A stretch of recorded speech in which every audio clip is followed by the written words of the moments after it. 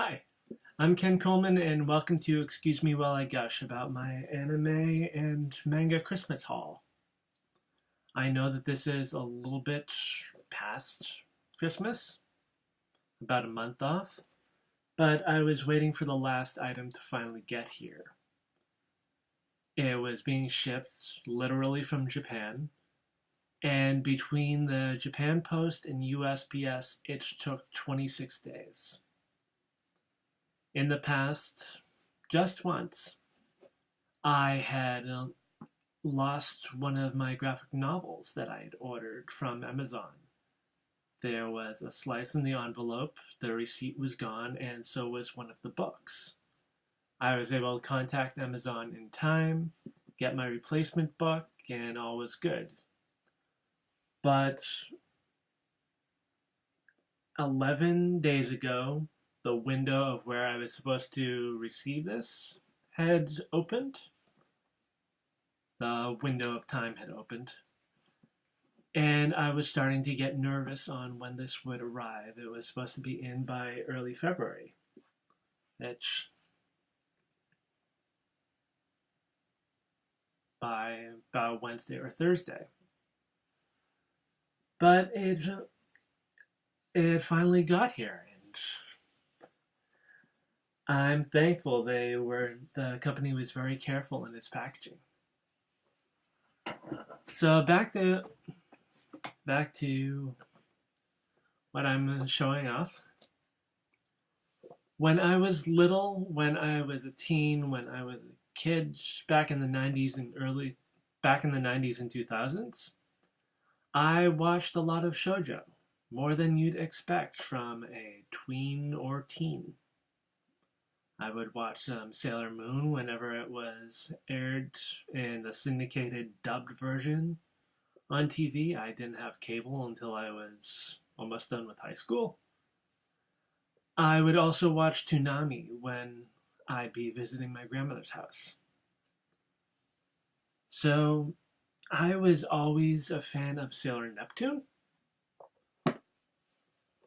From when I was just watching the anime, the dubbed version, to when I learned more about her and different reiterations of the show. And so I decided to finally read the manga. I got this one. It is the official Volume 8. And this one, Volume 7. Sailor Uranus, Sailor Neptune. They were two of the three outer senshi. Uranus, Neptune, and Pluto, the three outermost planets. Sorry, Pluto, poor Pluto. Planet no more. So I wanted to just jump ahead. I already had a good understanding of most of the Sailor Moon narrative before different syndications would just write out of syndication and start anew somewhere else. So I wanted to see more about the story when Neptune and her girlfriend pop in and join the cast. And it is much darker than I would have ever expected. Sailor Moon often gets downplayed in our culture. Sometimes gets seen as childish or too girly, and I was stunned by how rich this story was.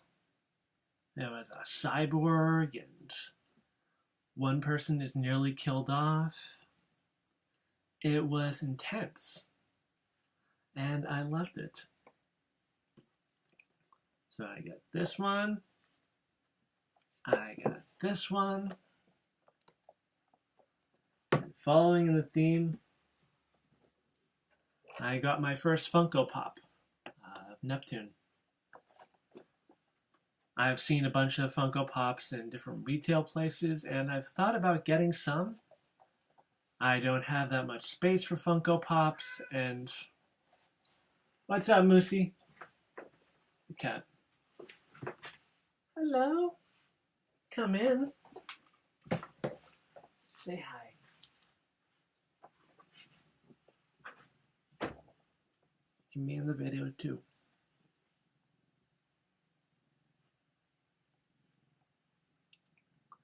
So I had seen a bunch of the Funko Pops, and I don't have that much space, nor a lot of money to get a whole bunch of them. So I was waiting until I saw one that was particularly special. And there aren't that many X-23 ones, and I sort of want the Julie Newmar, but when there's a version without the mask and there's that jagged feline eyebrows. So I got this. I ordered it online because the only ones that I saw in store, it wasn't too color corrected. The hair was off and sort of parts of the costume. So I ordered, and on Amazon it looked completely accurate. But when I opened it, not so much. When it finally came in,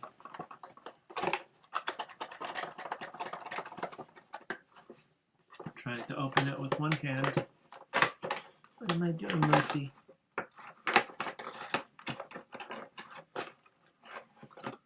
So I got this.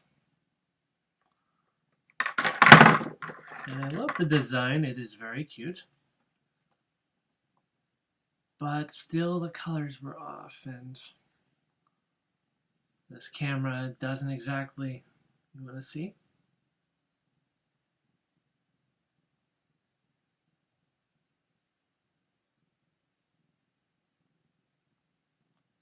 The camera's depiction isn't entirely accurate. This one's. And it is very, the hair is a saturated aquamarine. And you can sit next to me. It's okay. Sit.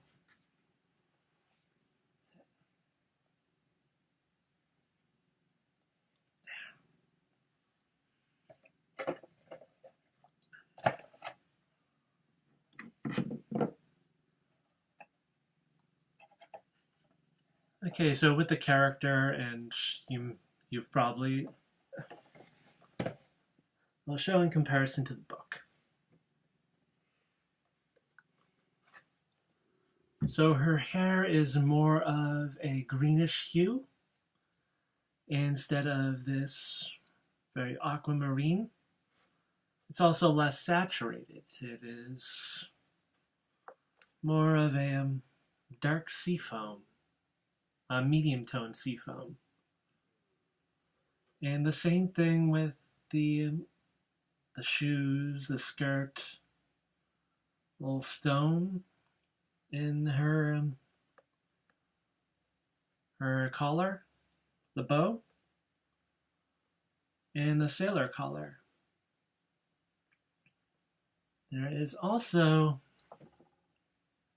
she doesn't have the little choker.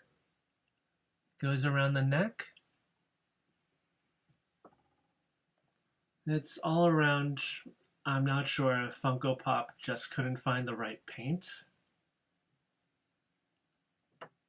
So when I have the time, and I may need to get a gold paint to fix this, it's just me nitpicking.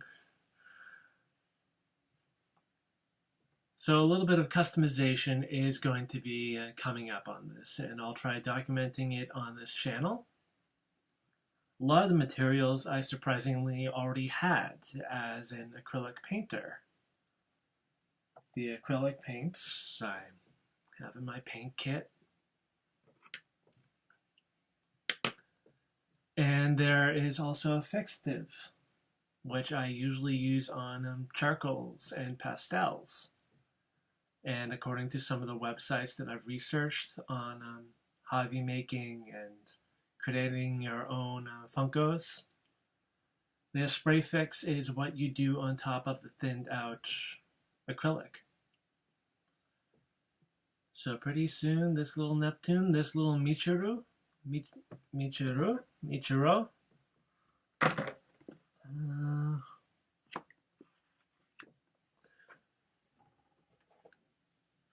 she will be everything that I hoped for when I ordered it.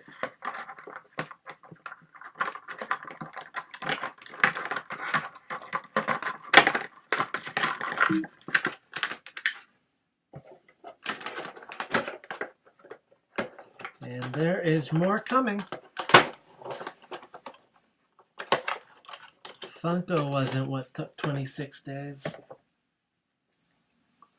So the next is Cardcaptor Sakura.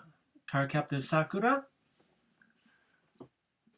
When I was in high school, Cardcaptors, the dubbed version, had hit television in the States and Canada. It was much tamer. It was more altered so that they could market it to boys more than girls, or half and half. Not exactly sure what the marketing plan was. But I really enjoyed it. I love the mysticism and the Art Nouveau in the cards. I got some, there somewhere. I got color little graphic novels that matched up to the animated series in the dubbed language. And my cousin, who's into comics as well, he couldn't understand what I was drawn to with them, but I love the art style, and I got really into the magic and the mysticism of it all. I'm very into spirituality still. So I got the original books.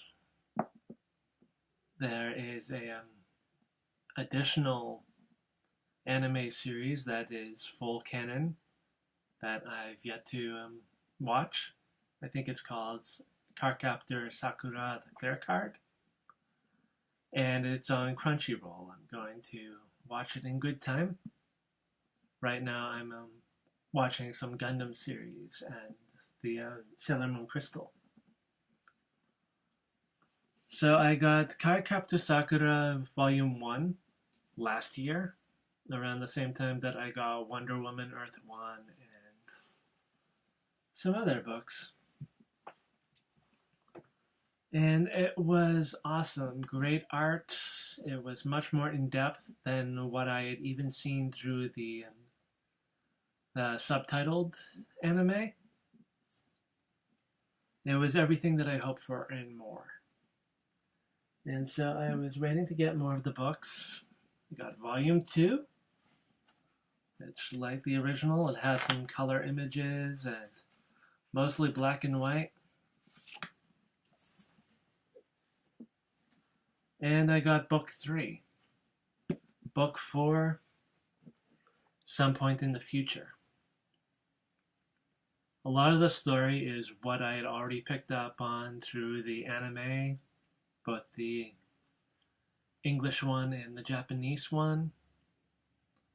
I had no idea that before I started watching the original anime, I had no idea that there were so many spiritual characters in the Cardcaptor Sakura universe.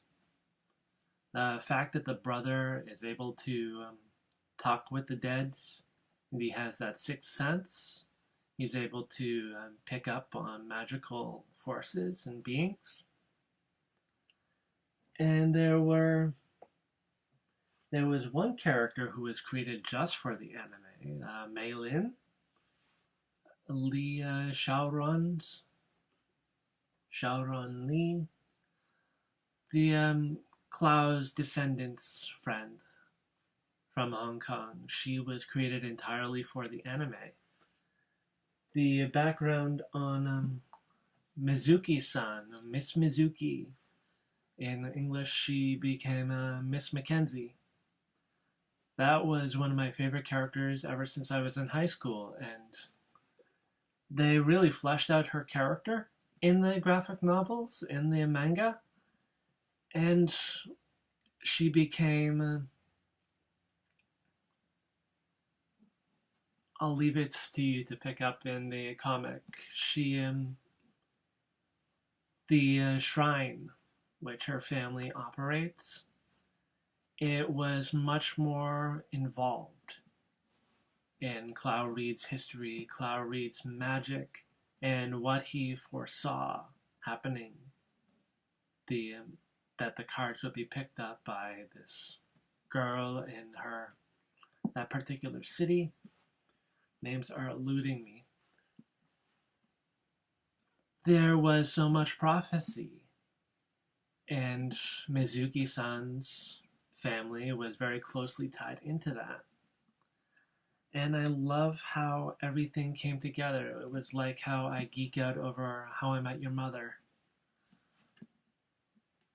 Speaking of which, Sakura's mother is part of this. The deceased mother appears to different characters. And so right where I am right now, it is the Star Card era of Cardcaptor Sakura, where a different version of Cloud Reed starts popping up. And there are counterparts to her and Yue and the Kiro Cerberus. And so they're rivals. And there is a fight over the magical forces that allow the cards and the Guardians of the Seal to sustain. And I just love the drama. Even with Western comics, I'm really into the character-driven stories, and I can't get enough of this. That brings me to the last one.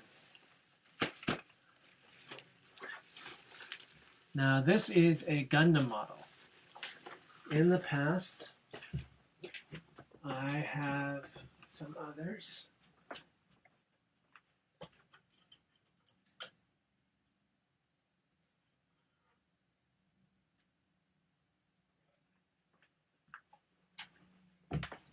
I made Gundam models in high school, and I rarely saw an entire series. I didn't really see any Gundam anime until I was a senior in high school, 4th year. But I love the design. The assembly of mass, of the anatomy of the bots. And so when I started making the models again, I started out with this one. I think it's called a Jessa? And it's sort of an infantry type. I was trying to get one that had a lot of articulation in all the joints, so that any type of pose that I could imagine with a real person, I could recreate with this. I got that with so many parts of this figure's anatomy. I also like the cool little visor. So I first got this one. I also got this, which I don't quite remember the mech's name. It also had the colored visor. Really like the colors, the orange and the cream.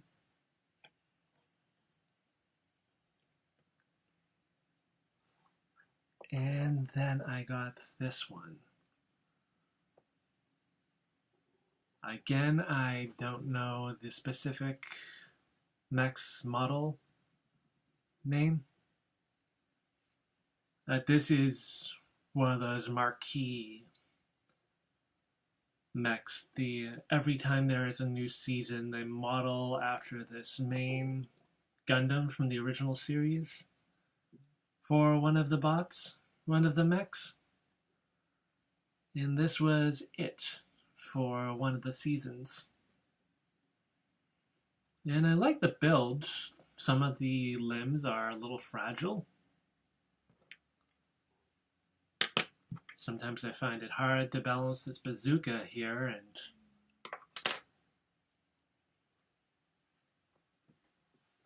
so I was waiting till this special occasion to get a new one. No offense to the brick and mortar stores. I usually buy online because I have very specific taste when it comes to the mechs. And I'm not always looking for something from a popular season, a popular series of Gundam. Not always looking for particularly popular characters. But I have a particular taste. And so I got this. Oh, I'll cover up the address, but it was very, very detailed in how it was described. It came from a post office in Nishio, Japan. Shipped on the 3rd of January, arriving here on the 26th. And it's because of international shipping from Terraformer Inc., not making a planet. They point out that it is a 242-gram plastic model, so that you can explain to customs what is coming and going.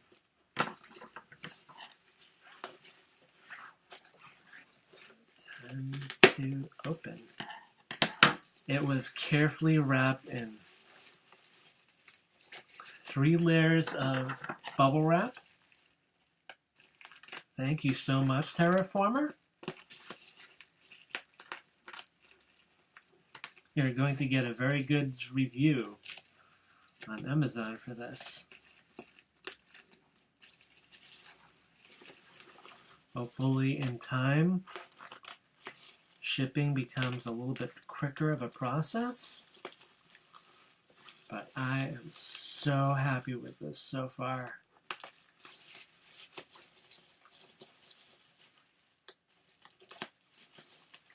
Carefully cutting my way through. I don't want to scratch the box.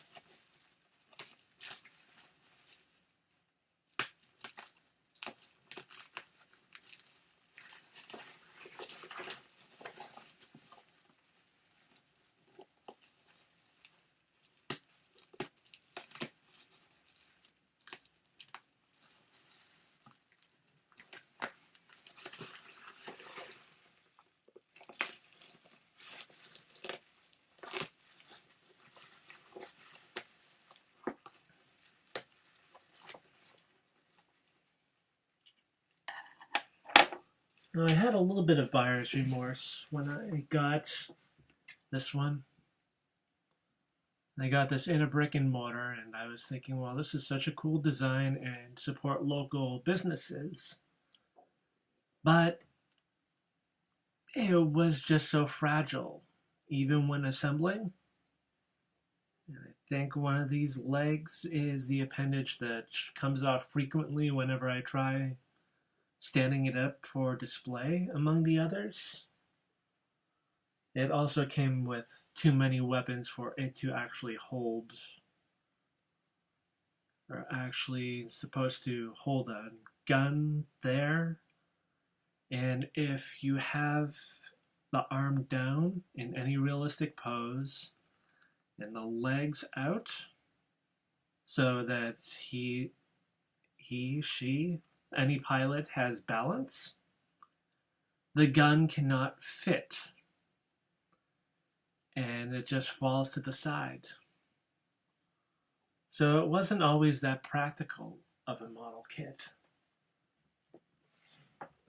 I'm hoping for much better results with this one, which I carefully picked from all the models that I could find on Amazon.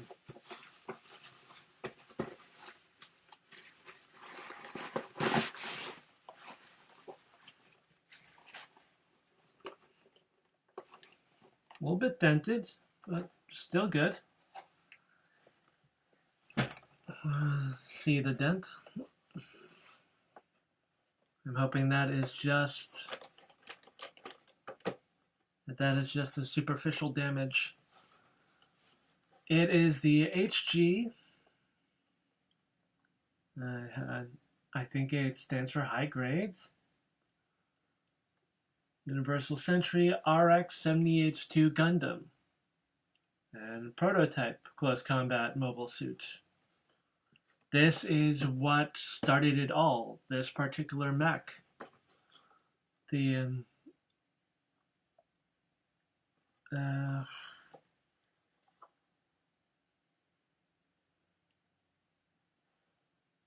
I think that Universal Century, I have to look this up again.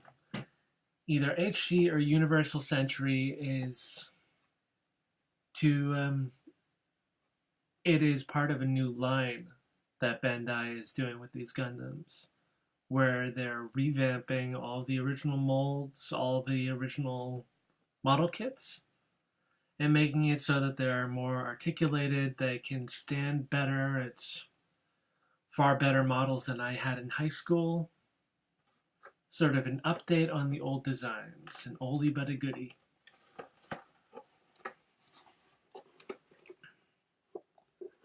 And just going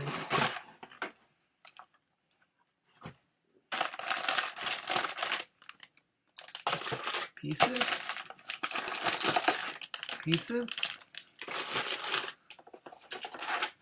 And this is what it's going to look like.